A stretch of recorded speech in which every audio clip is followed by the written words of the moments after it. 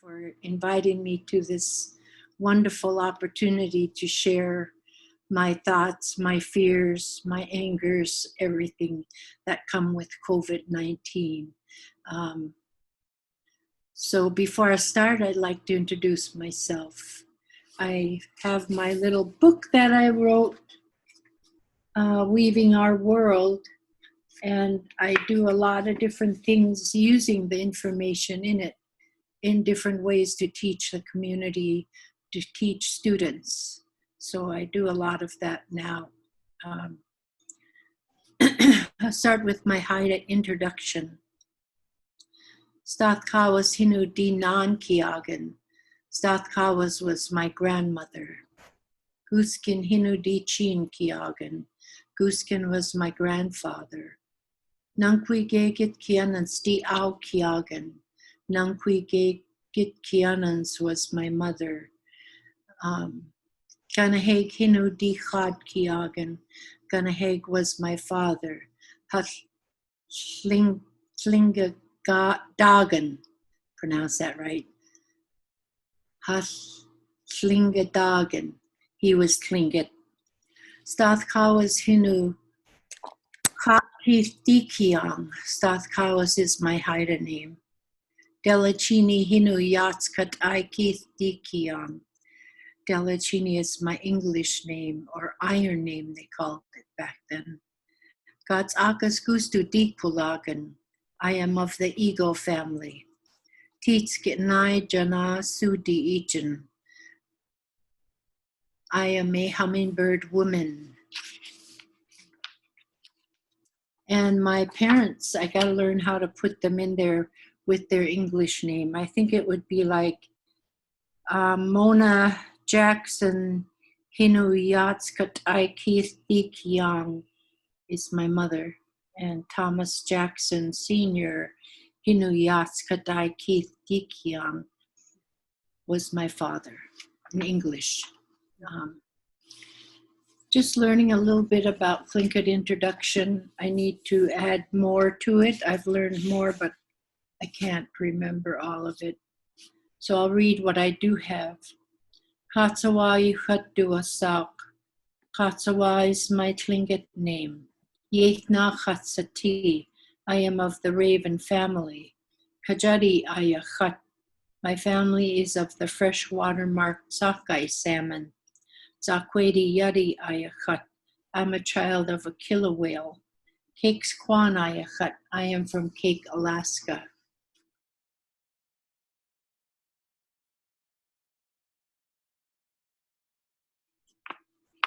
The first I heard about any type of illness was from my mother.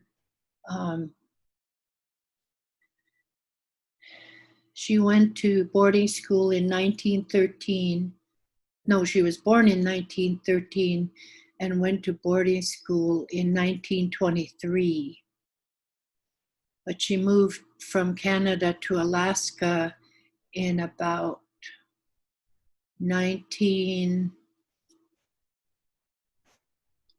22.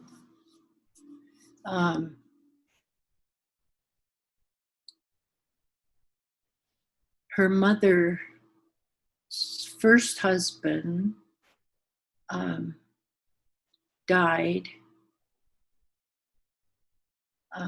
and so her family was looking for another husband for her of the opposite side. And they heard of a young man in, I think it was Haukan or Heidelberg on the Prince of Wales Island, that's what I'll say. And his name was Luke Frank. And so she traveled to the island there, and my mother was staying with her grandparents. One of them was blind, so she had to be their eyes and ears and stuff. So she stayed and took care of them while her mother left. Then a few years later, her new dad came to get her from Masset to bring her to Heidelberg on his small boat. And so she was able to come to Alaska when she was about 9, I think. And That's not long after the Spanish flu. I know she was going through it because she was born in 1913. So the 1918 was, or was it 1914? 1918. They started to, 6 years old, huh? yeah. And there was some on the north end of the island that a whole majority of the village passed on the Queen Charlotte Islands, which is Haida now. When they came back over to Alaska, she didn't know that she would be going to boarding school right away, but she did. And before she got to Heidelberg, one of Luke's children died from TB, and Grandma was taking care of her. And when they got to Heidelberg, there was other people that were inflicted with TB. My mom went to boarding school at Sheldon Jackson Training School, and there she met my father, of course, who was there from Cake. Part of Mom's time was in isolation because she had an eye that was bum, and she didn't know she was healing from TB. But it's a good thing she was in isolation because of her eye that had a scar, or something had happened to make a scar on her eye. And so they kept her in isolation in the dorm. The teacher would come to her and teach her, and they would bring her food there, but she couldn't leave the room, and she couldn't speak much English. One of her brothers would come visit her, and he spoke to her in Haida to explain how to do and say things in English. So that's how she learned the majority of her English, was from her brother. Mom graduated from high school, SJ. She rarely went to Heidelberg because of the number of children Grandma had already there. And so she stayed in the summer at SJ to help with baking and other things like that, she said. And then Mom was sent to school. She wanted to become a nurse because she was interested in it. And her dad and one of her BIA persons that was sending her out of state to become a teacher instead. So she felt kind of upset about that, but she listened to her dad. At the time was Luke Frank. And so she went to Asheville Normal School for Women Teachers in North Carolina, and didn't ever come home, I don't think, because she went there in about 1933 or 34. That's when my grandfather was born, 1933. So she went there, never came home. She stayed on a farm with one of the families, the girl families that were at the same school, and they rode horses and helped take care of things. But when she first went there, she said she was surprised to see they sent her out to get watermelon. She didn't know where watermelon grew. And somebody finally came out and showed her where it was. And she was surprised how tasty it was and delicious, Yeah. fresh off the ground, and but she worked with the horses, and um, they were taking care of fresh tobacco. So they climbed up in these great big tall barns, she said, and they had rafters across, kind of like a big smokehouse, but they hung the tobacco over those rafters. And she said it was kind of a scary job climbing around way up there and hanging those, but it was something they had to do for that family to get funding from the federal government to, take care of the tobacco. And so she worked there in the summer and went back to school in the fall and winter. And she graduated from college in 1939 with her teacher's certificate. And she was one of 7 of the Alaskans to be the first teachers with a certificate to teach in Alaska. She went to Heidelberg first, but she was offered a job in cake in 1940. So she was on her way to cake when she stopped in Heidelberg and found out that her stepdad had died and 4 of the children. It was quite a shock to her to realize that so many people had died from TB all over the state of Alaska while she was gone. And like you said, it came from those schools, because there was more than SJ. There were some in Anchorage and Seward, and there was a couple other places. Wrangell Institute, where there was a lot of orphans that were sent to school. But I couldn't imagine my mother going home to such an empty house. And she was teaching, and when she came to the village, there was a lot of things going on. They were still packing water, using outhouses and honey buckets and all that stuff, and no phones, no television, no radios.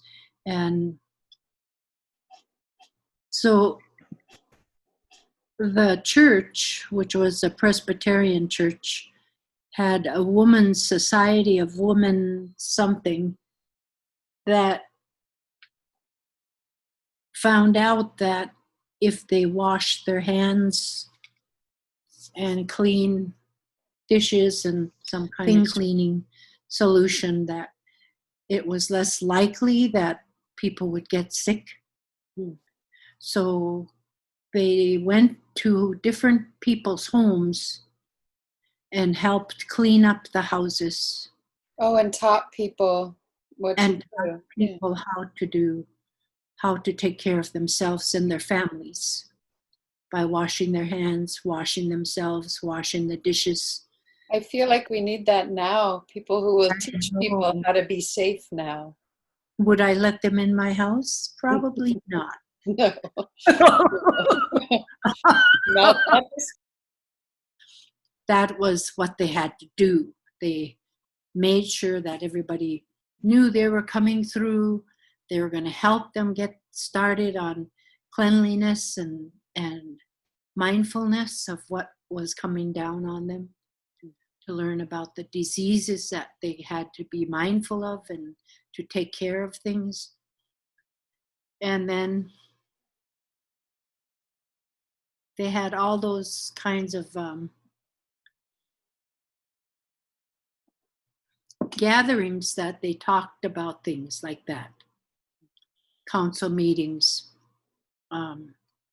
where they invited people in and kind of mandated it, That meant a lot of work because they had to pack water for everything and take the honey buckets down the beach and use the outhouses. So they had to do a lot of extra work in order for them to be clean.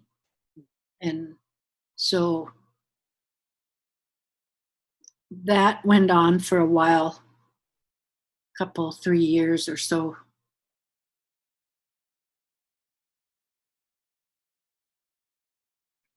Then I remember the big boat that used to come in to Cake and other villages along the way, the Hygiene it was called.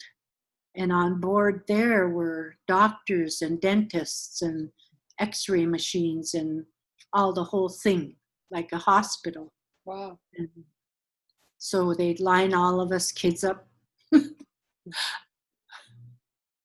Some of them, especially to get those big shots, we still got marks on our arms from them, Yeah. a stamp shot. And some of our family would faint because everybody was crying ahead of them. Yeah. By the time they got up there, they just fainted. You know, Oh, they were so scared. They were like in going for the slaughter or something. yeah. But I Yeah. remember that happening, not only for the shots, but the dentist and the doctor, because we'd never ever seen them before Yeah. like that, you know. And but it was right after I must have been maybe first grade, second grade, so I had to be about 6 or 7. I was born in 1947, so it had to be the 50s, Yeah. early And it 50s. still wasn't a regular thing for people to be getting vaccines at that time. Yeah, Yeah. yeah. Just when that big boat would come in. Yeah. And then after that, we were pretty much settled in with the public health people coming into town.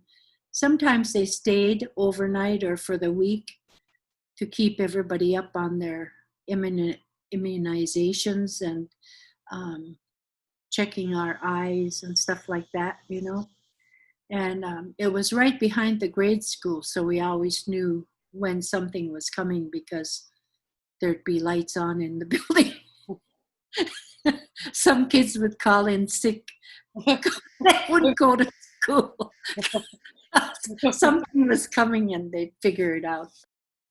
With, not having running water during times of TB, or when your mom was, during all the other different pandemics. And people don't realize today that there are dozens of villages in Alaska that still don't have running water. And they're And we're having to inside deal with that now. And how do you wash your hands? And how do you keep your house clean and each other safe when you don't have running water? And now we have, those villages like out in the Southwest area where they're getting a lot of positive cases. And to get water, they got to go chip out the ice, and then melt that. And now the most recent pandemic for us before this one was cancer in our family. We're a big family. My mother came from 12 siblings in hers, and dad had 14, then they had 11 and adopted 8. So there's a lot of people before our extended family even begins. There's a lot of people in our immediate family. Hawasalana, but there's so much that has come on us. I was first afflicted with cancer in 2012, and we sat down as a family. It wasn't long after that. My brother, a year older than me, they found out he had cancer in his lung. It was too close to his heart, so they couldn't operate. And then my sister, Cheryl, got cancer. Well, they both passed. And I was feeling like, why am I here? I'm still questioning that today. And then my sister No, it was my brother Gary. Might have had cancer of the esophagus. He didn't last very long once it was found. And he died. Then my sister Jada came home for our brother's funeral. And she went back to Sitka where her family was. And then they found out she had cancer. So this was all happening to us within the past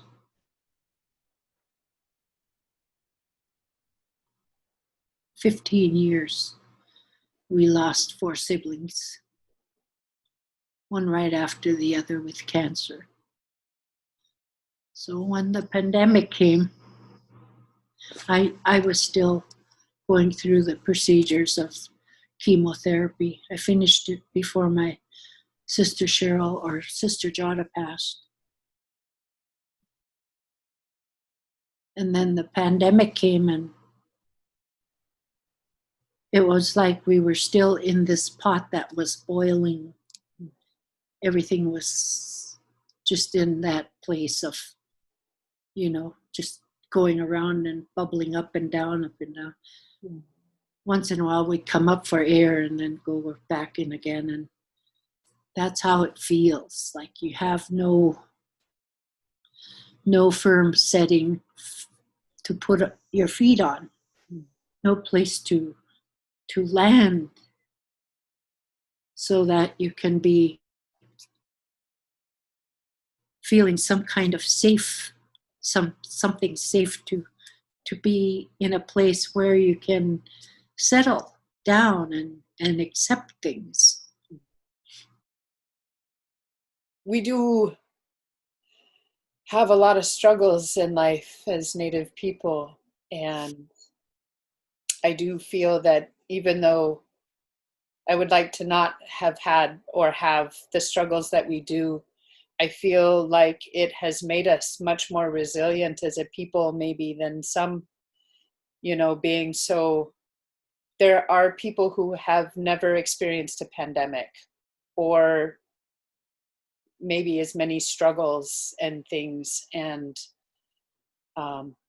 man, for Alaska Native people, we have pandemic after pandemic after pandemic after pandemic, and it's not something that happened a long time ago. It's something that our people alive today can tell you about the TB pandemic. They can tell you about the measles, and they can tell you about the chicken pox. And I was even, affected by chicken pox. And so, and I think that's kind of one of, what I'm hearing from you is one of the first things I think a lot of us did as Native people was we immediately thought of our ancestors and our family and our immediate family, and what is it that they did to get them through their times and made it so that we get to be here today. Mm-hmm. And now we've got to make these decisions for the future now. And it's each generation had different other things at play. And I love hearing that story of the hygiene boat, coming through. Sure wish we had them now, because it would make it a point, of here's how we take care of yourself.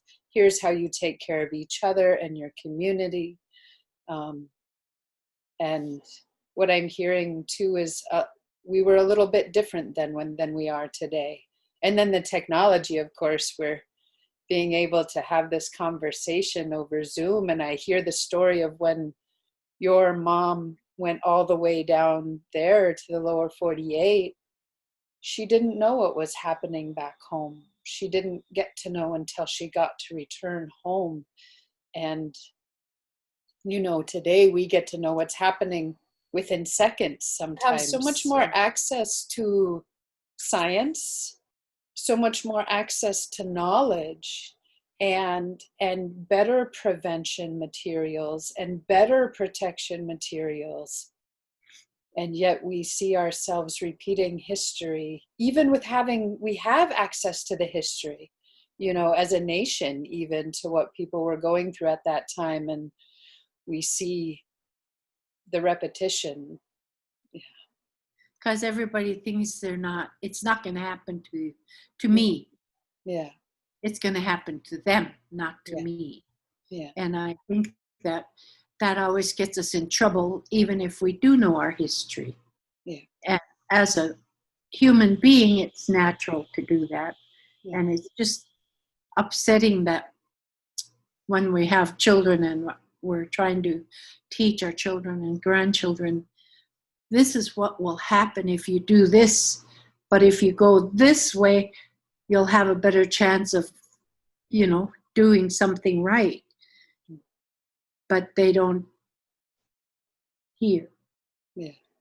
Because something is keeping them from hearing. So the things that I think that the pandemic of cancer in our community is ongoing. Yeah. And we didn't get as much attention then with the cancer, polio, TB. It just made us statistics. Yeah. It didn't. Yeah. I think that's one of the things that's hard right now too, is people are seeing numbers and not people. Yeah. And in Alaska, I think the Dr. Zink, the head of the state of Alaska, the Department of Health and Social Services for the state, just sent out information the other day to remind people that every 2 out of 3 Alaskans has a possible comorbidity. Wow. Because here in Alaska, we do have the highest rates of cancer rates or diabetes or heart disease, COPD, a huge percentage of smokers, and a large percentage of people maybe making health choices that aren't so healthy. We were out actually harvesting Labrador tea today, my partner and I, and we were talking about how we feel like we want to become warriors, healthy warriors. We want to be able to make ourselves the healthiest we can be so that because this virus isn't the only virus, it's not the only thing that can hurt us. Like you said, like with cancer, other choices that we make that are healthy or unhealthy. And it makes us want to double down and eat our fruits and vegetables and exercise no matter what the weather is, and hopefully by, us sharing our stories and bringing the human story so that we know that we're not just numbers, we're Alaskans, and I think about the fact that we're a state that has an entire sport invented on helping people during a pandemic and bringing a vaccine against all odds, risking life with those dog sleds, going through all those villages to get that vaccine there and succeeding, and that to me is the spirit of Alaska. We, we come together and help each other. And so this pandemic has me unsettled because I feel it's not the same. Yeah, it's not. I have a niece and 3 of her children were COVID positive recently. And that fear was immediate for her because she had her hip replacement when she was very young. And her dad is one of the ones that passed with cancer.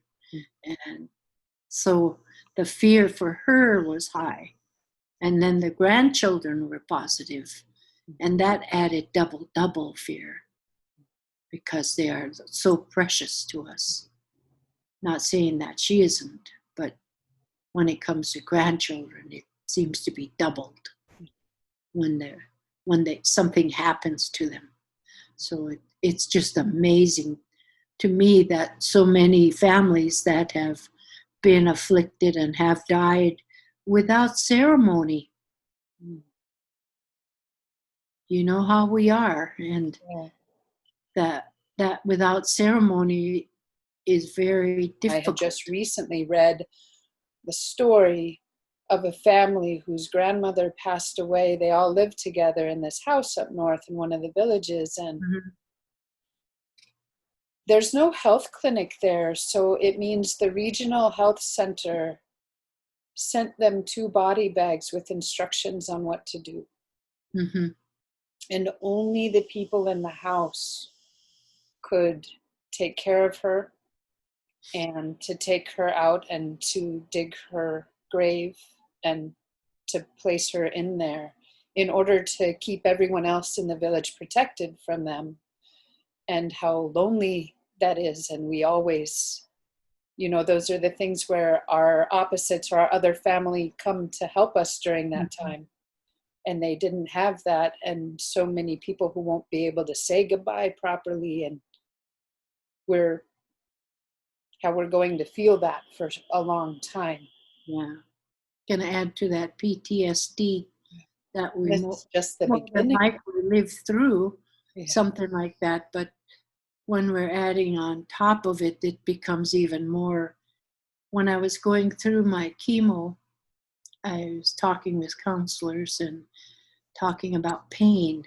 Mm. And each time pain is involved in our body, the remembrance of other pain comes back. Yeah.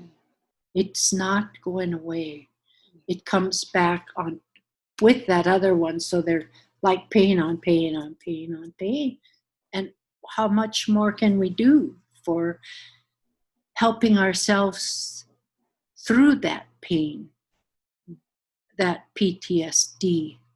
And I think that the different types of healing that we can go through as we travel this journey of pandemics is to learn how to speak our language as best we can.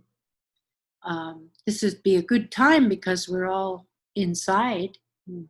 and we can learn on Zoom. Mm. I'm taking 2 classes in Haida, and each time I get my PTSD because it triggers me when I'm learning, trying to learn my language. I get triggered by some ancestral memory. That PTSD is there, that pain is still there, and I'm adding to it but I'm still struggling through it to learn the language, which is healing. Mm. But you have to get through that pain Yeah. that's there, and I'm causing it to be there, but then I'm adding something else to it. So that's the way I see it, and I just know that through as we're speaking, I remember stories of our ancestors who were the ones that knew things were coming, spoke through the air like this to somebody way up north or way down south or way down west or east, wherever. They spoke to each other through the air, and they got information through the air like this, like we're doing. Mm. But they didn't have all the technology. So how did they do it? Oh. My dad remembers those people. Mm. And I was so thrilled when we first started seeing Star Trek and those kind of movies. Yeah. I remember we were all like, where did they go? What happened to them? But I think the experience of beam me up or, whatever, where you go when they get off air, and it's exciting to know that we're participating in a way of life that our ancestors had way before this time. And it's amazing to me that I could be talking with family in Boston, in Chicago, Yeah. in San Francisco, Yeah. and it's as if they're in the room with you, right? Yeah. And we're playing bingo over. Oh, I got a 7 o'clock birthday party Oh, on Zoom. Yeah. So anyway, we're playing bingo and setting up our parties and having it over Zoom. And sometimes we have potlucks over Zoom, just so we can be together and watch each other eat, watch each other's eat, yeah. and talk about the good foods we're sharing. And I think how lucky we are, to uh-huh, have these, to as we go through this, to be able to still be connected to each other. Yeah. it's wonderful, and I want to thank you before I ring off here that for thinking of me through this time. I know I skipped a few years there between my mom's retirement and then us getting cancer, but I think um, the pandemic of alcoholism and cancer and all those others are still with us, as well as the new one. Yeah. So everybody's still on top of each other here, trying to figure out how to get through with our loved ones. And you're So, going to cake soon? yeah, on December 12th. Oh, nice. What do you do to prepare? I go for my test on December 5th or 4th for that long one, the one through your nose. Yeah. And then 2 days before I get on the ferry, I get a fast test, the blood thing. And then if everything's okay, I get on board the boat. Hopefully, there's no one with COVID on the boat. And get home. And Yeah. then I hunker down until 14 days. Yeah, but they usually have testing in cake that you could get when you get there, and then wait about 5 days and go for another test.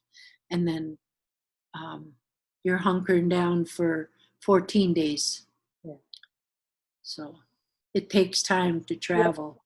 Yeah. But I don't get back till February because the ferry's not running Hmm. till February from Cake to Juneau. So we're dealing with that too.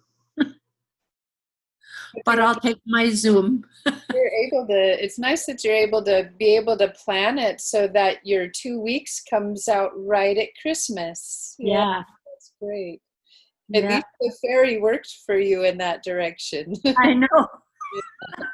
And I don't mind waiting till February. Yeah, At least I'll be with Liz and my husband and yeah. And in the other beautiful family. state. Yeah. Yeah, and we go dipping, every high tide if Liz and them have time. Well, I'll go take a dip at North Beach or by the Forest Service Nice. and dip in the ocean whenever we can. So I love it. I love that. Yeah. Well, I'm very glad that you took the time to chat with me, and I miss you. I miss you too. I'm glad we got to visit. Stay safe. Aksihan. Ik zeg gaan zo. Yeah.